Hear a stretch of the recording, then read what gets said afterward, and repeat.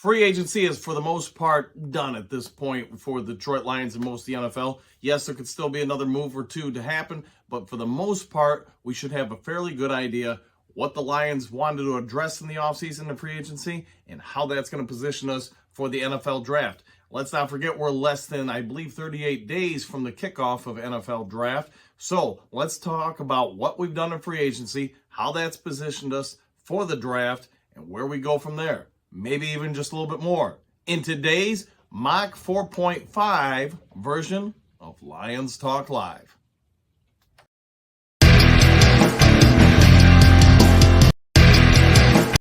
Well, greetings and salutations, everybody out there in YouTube land. I'm your host once again, Dan Thornton. I want to thank you all for tuning in to Lions Talk Live today. And we got a question for you. It's probably being debated around the NFL today. Is there a team more anticipated by media and the upcoming season than the Detroit Lions? Now ask yourself, is there a team this offseason that improved more than the Detroit Lions? And unlike most teams, we still have the draft and a lot of draft capital. So when we get into today's mock draft 4.5, I'm going to be asking each of you at the end of the video, if you watch it, think about it, and let me know your thoughts on it. You know, I'm going to say this right off the bat. As you probably read from the title, you're going to see quarterbacks go off the board in the first 4 spots. I do believe that's looking more and more like a strong possibility. The Lions should benefit from that, but you're also going to see throughout much of the draft that the Lions are now in position to add players with a projection they're going to develop year 1 and become starters or meaningful minute players in year 2. Let me know your thoughts in the comments section below on that. If you haven't yet subscribed to Lions Talk Live, please consider doing so. Hit that subscription button, the thumbs up button, and let's start kicking off Mock Draft 4.5. Okay, let's get this mock draft kicked off. Here we are, round 1, pick 1, Bryce Young going to Carolina. Richardson, as you can see, going to the Texans. You know, the Colts going to be a big winner here. Stroud's going to fall into their lap. And then Will Levis is going to go to the Raiders. We believe Raiders got Jimmy G, but with plans for him really for only a season or two. So the Raiders going to trade on up and go ahead and get their future QB. Anderson Jr. coming on down to Seattle, while Jalen Carter, yes, he's had some trouble the last month. Yes, he's a 21-year-old kid who's made some mistakes, but as far as the legal aspects, he's going to get 12 months probation, 80 hours community service, $1,000 fine, and we believe the Detroit Lions have the support system around him to really help him get through these times, help him mature and become a better human being, let alone a great NFL player. So, pick number 6, Jalen Carter is coming to town, and I think that's just a huge win for the Detroit Lions. Pairing him next to Aiden Hutchinson, Houston, along with all the other people that we've acquired on the defensive line, this would be just an absolute win for the Detroit Lions. All right, now we're going to go to the next pick, and that's going to be, as you can already see on the board, the Lions are not at pick 18. So the Lions did the trade. And we'll get that trade information for you. I'm sure you already seen it in the upper corner. Seattle gets 18 and pick 194. Detroit gets pick 20 and 37.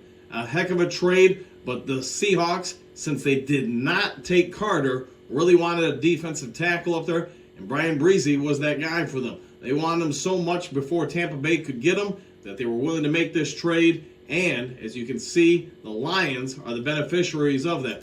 So as we go on up, we see that Robinson, the outstanding game-changing running back out of Texas, is going to come to Detroit at pick 20. You see some on the board, some of the other options went just before, right after. But the Buccaneers, we felt were going to make a significant push to get Breezy. So because of that, the Seahawks had to make this move if they wanted to get him, and Detroit benefited from it. Now, let's get going on to the second round. All right, moving into the second round, and because of the trade, the Lions won't have to wait very long. In fact, pick 37, you're already seeing it on your screen, but Dawand Jones, the offensive lineman from Ohio State, is going to come on in and be a Detroit Lion. 6'8", 359 pounds. Some say he's closer to 370. You're going to say, why this guy here? And I'm going to say this. The thinking here with Lions Talk Live is if you look at the Detroit Lions offense. Yes, they've got a hold at guard. They're going to plug it right now with free agent signings, but going on past that, with Decker's contract next year, Decker's going to be 32, 33 the following season after 2023, and he's owed a wee bit of money. So we think because of that, the Lions are going to be a little proactive, wanting to ensure that offensive line is good for years to come. That they're going to go ahead and bring in Jones. They're going to lock up great value on him and make sure that the future of that offensive line is bright, healthy, and more important than anything else, powerful. All right, if you're sitting around watching the draft as it happens, then you've probably got enough time to get a hot dog, maybe some nachos, and your favorite beverage before the Lions pick again in round 2. And this is going to be pick 48. You're seeing it on the screen, Deonte Banks. You're going to say, Dan, why are we drafting a cornerback here this early in the draft? The reason is this. Deonte Banks fits what Aaron Glenn and Dan Campbell will like to do. He's got size. He's 6'2", 205 pounds, and the speed on this kid is off the charts. Sub 4.4. In fact, 4.35. Now, the other thing we want you to consider is this. Detroit Lions, come next season, not after 2023, so in the 2024 season, they only have Sutton under contract at cornerback. So this would give them another option, somebody that can work in slowly into the lineup, not being forced to play right away, while ensuring after 2023, the Lions at least have 2 cornerbacks signed and ready to play. We think he's somebody that is versatile, fast, fluid in the hips, able to switch direction and keep up with the receivers. Great size, great athleticism, and great ability. And by getting him here at 48, you're going to make sure that's one less spot you're going to have to worry about in the following offseason. All right, and once again, you don't have a lot of time between the prior pick and this pick, so we'll get right into it. Andre Carter II. You're going to see it on the board, pick 55. The edge from Army, 6'7", somewhere between 255, 270 pounds. Great arm length, great hand size, upper body strength. Doesn't quite have the bend in the hips, the knees, and the ankles that you would see Houston have. But you know what? Houston is just a rare human being. But what you do get with Carter II here is you're going to get somebody who's got a motor. You got somebody who's got some speed, some power, and some flexibility. We know the Lions coaching staff really loves players that can do multiple things on the field. Whether you're talking CJ, who was just signed, who can play basically weak side backer, safety, or slot corner. Carter here on pass rush downs, or obvious pass rush downs, I should say, can go inside along with maybe Hutch or Kaminsky or whoever and really help push the pocket forward from the middle. He's good on the outside. It's a great pick here, we feel, at 55. And again, like most of these picks here in the second round, nobody's going to have to come in and give you huge minutes because of the great job we've done in free agency, plus the prior couple drafts. But it's just another weapon for this coaching staff to use and develop players for the now while also the future.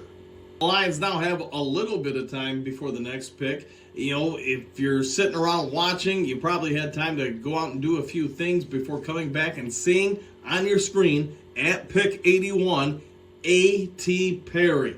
We really did debate between Hendon Hooker, who the Bucs take right after us, and A.T. Perry. But at the time of filming this, nobody knows what DJ Chark's going to do with signing or not signing with the Lions. So the Lions, while they do have good depth at the receiver currently, like you're seeing with most of this draft, they want to keep strength strong. They want to keep adding depth to key positions, especially since contracts are coming up the following offseason. Perry, in case you're unfamiliar, is 6'4.5", 6'5", depending on who's measuring him. He runs a sub 4.5 40-yard dash. Great wingspan. If you want to see his radius for catching, it's off the chart. I'm not calling this guy Kelvin Johnson, but if you look at his ability to contort his body and still make catches that are a little bit low, a little bit behind, or a little bit high, this kid's pretty good at. So at the end of the day, we said Perry makes more sense than Hooker, and when it comes to just simply the draft value.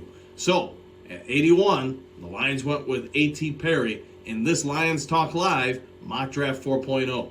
All right, unlike the rest of the NFL draft for the Detroit Lions prior to this, Lions actually do have a considerable amount of time until they pick again.